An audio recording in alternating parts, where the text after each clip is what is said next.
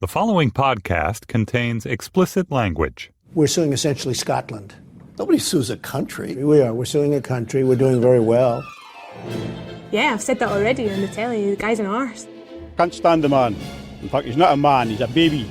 The good people of America will send Donald Trump packing, and we should all rejoice when that happens. We will never be friends. Never. Ever.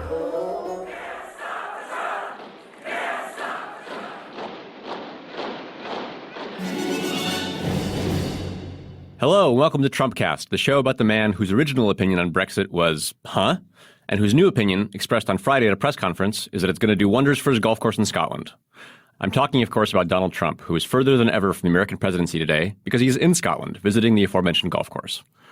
Now, one might have expected Trump to use this trip abroad as an opportunity to demonstrate his talent for foreign policy. That would be normal. But what he's actually there for is the ribbon cutting for his newly reopened golf club, Trump Turnberry. This trip to Scotland would be a weird move under any circumstances, but it's especially weird in light of two facts. First, Trump's campaign in America is arguably in the worst shape it's been since he announced his candidacy. And second, people in Scotland really hate Donald Trump with a fiery passion, and they really, really don't want him in their country. To talk about why that is, and to give voice to the special Scottish contempt that Trump has walked into with his little visit, we have on the show today Janie Godley, a Scottish stand-up comedian and author who spoke to us after a long day of protesting Trump with a very succinct sign that she will tell you all about. But first, let's hear the tweets.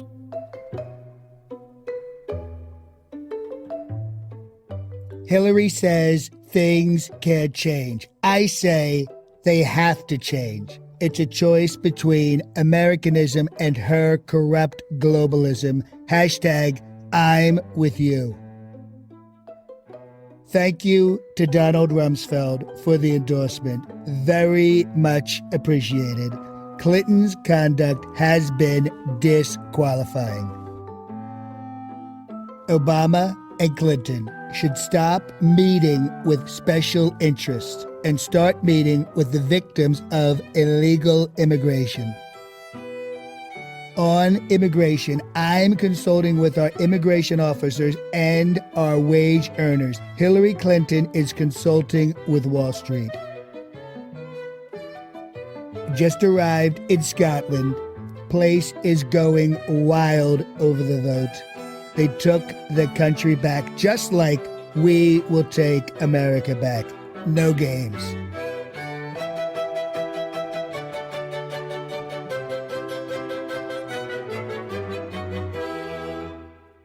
Joining us on the line now is Janie Godley, a stand-up comedian in Scotland. Janie, it's about 8 o'clock in the evening in Scotland, if I'm not mistaken. Tell us where you are and what you've been up to today. Well, right now I'm in the care home. It's the old people's facility next door to my house, because my dad's in here. And in Scotland, we get excellent care for our elderly. And I come and see my dad every single day. And I told him that today I was at Turnberry and I was holding a sign up that was derogatory about Donald Trump. Do you want me to say the word? You can say the word. Oh, it said Trump is a cunt. It's my favourite word. I don't see why it should be an offensive word. It's a great word. And Scottish people can say it so well with the T at the end. Trump is a cunt. It's just so cool. It's good and direct. It's a short sign. Yes. And it covers all bases because he's a cunt. And it covers everything. So it's perfect. Tell us what happened when Trump first knocked on Scotland's door. What did he want? What promises did he make? And how did he behave once he got what he was asking for? Basically, Trump came to Scotland and he was made some sort of trade envoy by Jack McConnell, who's actually a friend of mine, Lord McConnell, who was the head of the Labour Party and the First Minister of Scotland back then.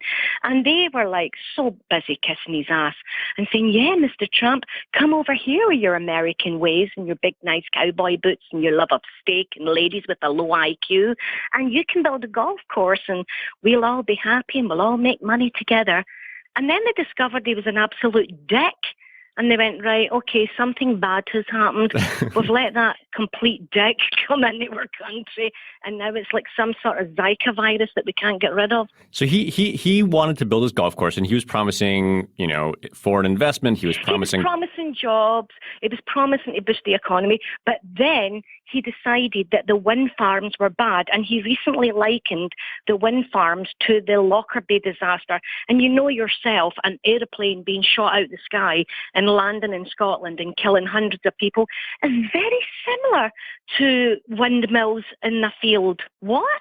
He didn't like the windmills because they were blocking the view from the golf course, right? Yeah, he doesn't like the windmills because he's got the IQ of a rocking horse and it upset him. So he went ahead and went crazy all over that.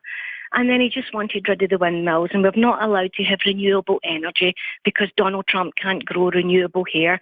Suddenly it's our fault he's a dick. This is a man that shouts that China are evil, but all his clothes are made in China.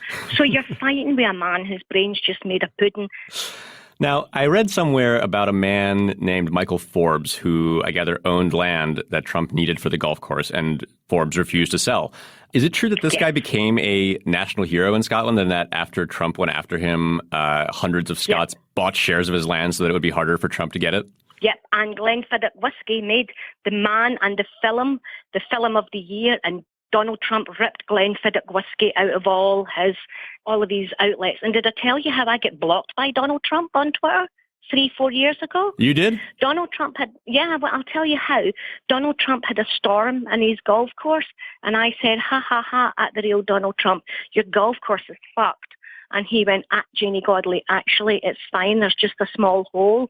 And I said, why don't you grow the grass really long round about it and just comb it over the hole? Ooh, and that was it? That's all it took? Mm-hmm. Blocked. What was the reaction in Scotland when it became clear that Trump was actually on his way to winning the Republican nomination here in the States? I think we were just absolutely gobsmacked. We just could not believe. We thought it was a joke. But it's a prize for us. I'm a stand-up comic. That's the best prize ever. Are you kidding me? We couldn't take the piss out of Obama. The worst Obama ever did was hold babies awkwardly. This is Trump. You find it easy to make fun of Trump. I've read comedians and actually we had someone on the show talk about how it's really hard to satirize Trump because he's so sort of a satire of himself already. No, you can satirize him, no problem. There's so much that you can do. And it's very, very easy to make fun of him. You just have to say his name in Scotland and an audience start laughing. In the past few weeks, I know that Scotland's been preparing for Trump's visit. Can you tell us about how the hatred that Scottish people feel for him has been expressed as his arrival has grown closer? Well, we all did it on Facebook and Twitter. We gathered up. We had 7 buses today left Glasgow, and we all had our banners and we all had everything, and we were all set to go. And people just don't like him because he represents the very worst of society. We're Scottish. We're a bit crazy. We're a bit mad ourselves, but we don't hate entrepreneurs. We hate people who stamp on people. So we naturally don't like him because he's acting like a dick. And so Scotland was like, yay, Trump's coming, get Janie in there, she'll do something interesting, and I did. Okay, so obviously his visit has ended up coinciding, I don't know if this was planned or not, with the Brexit vote. Do you think there are any parallels between the Trump phenomenon in America and the Leave campaign? Yeah, there is definite parallels because there is a groundswell movement in Britain, but not in Scotland. I'm so proud of Scotland because not one of our cities voted Leave. We all voted Remain in Scotland. But there is a groundswell of racism, and that's exactly what Trump beholds. He hates Muslims. He hates them. He says he doesn't. He just hates Islamists. But he doesn't. He hates anybody with a hint of a tint of a skin colour at all. So that's also transferred into British politics. All the newspapers had, the immigrants are coming, the immigrants are coming. They're coming to take your jobs. They're coming to take your women. They're coming to take your houses. They're coming to take your benefits. The immigrants are coming. They don't work. They're lazy. They take the benefits. And that's the same rhetoric that Trump comes out with. And that's why England listened to him, but Scottish people are like, meh, don't believe you. So we didn't vote. We voted Remain, which means Nicola Sturgeon has now called for another referendum. So this time, because now Scotland is chained to England and the other parts of Britain who have voted Leave, and it's like we're handcuffed to a crazy brother that takes crack and we can't get away from him. Janie Godley is a stand-up comedian in Scotland. You can check out her podcast at janiegodley.podomatic.com. Janie, thanks so much for being on the show. Okay, darling. Bye-bye. That is it for Trumpcast. The show is produced by Henry Malofsky and Jason DeLeon, who are passionately beloved in Scotland for reasons they don't quite understand.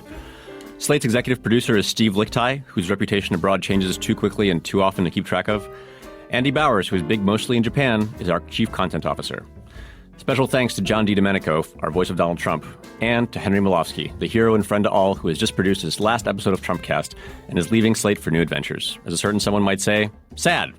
For once, he would be right on the money. I'm Leon Neyfakh, and thanks for listening to Trumpcast.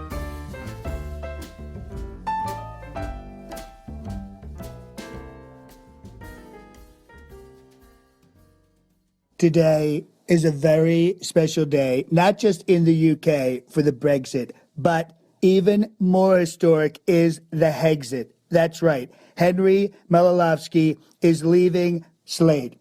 He's taking back his sovereignty from the bureaucratic overlords, and he's striking out on his own like a true American.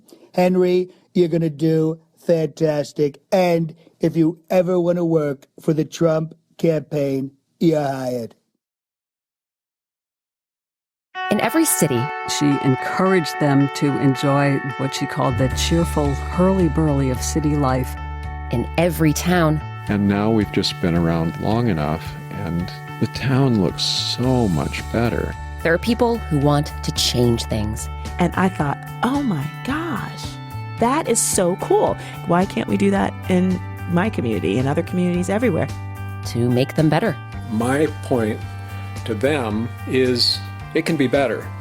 It can be better than that. It'll be different. Or to protect things from getting worse. If you're a responsible person, you have to oppose things that are dumped right on your neighborhood, right in an area that you know about.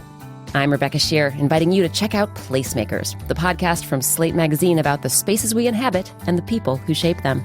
Subscribe now to Placemakers. You'll never look at your community the same way again.